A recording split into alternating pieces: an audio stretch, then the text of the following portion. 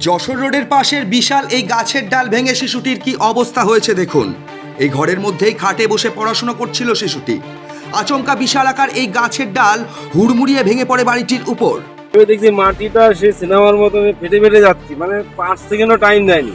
আমি এইটা ওই পাশে দেখে ঘুরলাম, ঘুরে দেখি গাইঘাটা ধর্মপুর দাসপাড়া এলাকার ঘটনা। সেই মুহূর্তটা একবার ভাবুন। গতকাল সন্ধ্যায় এই ঘরের ভেতর বসেই পড়াশুনো করছিল শিশুটি। তখন বারান্দায় বসে চা খাচ্ছিল তার বাবা মা। আচমকা বিকট আওয়াজ পেয়ে ঘরের ভেতরে ঢুকে দেখে খাটের নিচে পড়ে রয়েছে তাদের শিশু।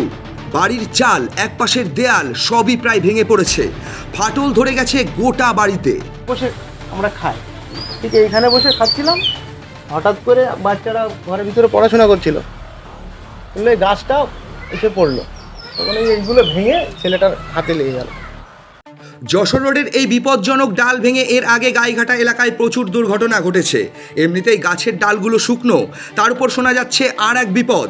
কিছুদিন আগে যে পাইপলাইনের কাজ হয়েছে সেই সময় নাকি এই সমস্ত গাছের শিকড় কাটা পড়েছে। সেই কারণে বৃষ্টিতে মাটি নরম হয়ে যাওয়ার পরেই হেলে পড়ছে গাছগুলো। যে ওখানে পাইপ লাইন বসেছে না, শিকড় সব কাটা যায়। অনেকদিন ধরে সবাই বলছে পড়ে যায়।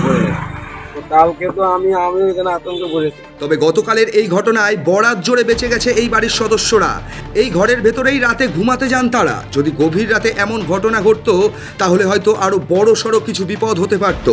কিন্তু গতকালের এই ঘটনা দেখে অনুমান করা যাচ্ছে শুধু শুকনো গাছের ডাল নয়, এই পাইপলাইনের কাজ হওয়ার পর রাস্তার দুপাশের মাটি এতটাই নরম হয়ে গেছে যে, এবং একাধিক শিকড় যেভাবে কাটা হয়েছে তার ফলে কিন্তু এই বর্ষাকালে রীতিমতো মরণ ফাঁদ হয়ে উঠেছে যশোর রোড। এই যে পাইপলাইনের কাজ তো অনেক দূর পর্যন্ত হয়েছে, অনেক জায়গায় অভিযোগ আসছে গাছ হেলে যাচ্ছে। তা কতটা বিপদের রাস্তা, তো একদম পুরো বিপদের রাস্তা। সব গাছই পড়ে যাবে। এই শিকড় কাটা হয়ে গেলে এত বড় গাছ থাকে কিসের জন্য থাকবে? এই পাশেও পাইপ লাইন করেছে, এই পাশেও দেখেন কি বড় বড় শিকড়। ভূমিকম্পের মতন কি মাটি এরকম ফেটে যেতে যেতে যেতে দেখে গাছটা পড়ে গেল। আমি মানে ঘুরতে যাটাই, তারপরে ওই গাছটা বেঁধে ছিল নারকেল গাছে, গাছটা যে ছাড়িয়ে গেল, ওই ঘরটা ভেঙে গেল। ওখানে পড়াশোনা করছিল আর আমরা বাইরে চা করে আর কি সকালে চাটা খাই। চা দিয়ে ওদের প্রথমে তো এরকম ভাবে পড়বে আমরা তো জানি না, হট করে পড়ে ও পাশ দিয়ে ওই চাইটাই পড়েছে ওইরকম ভাবেই।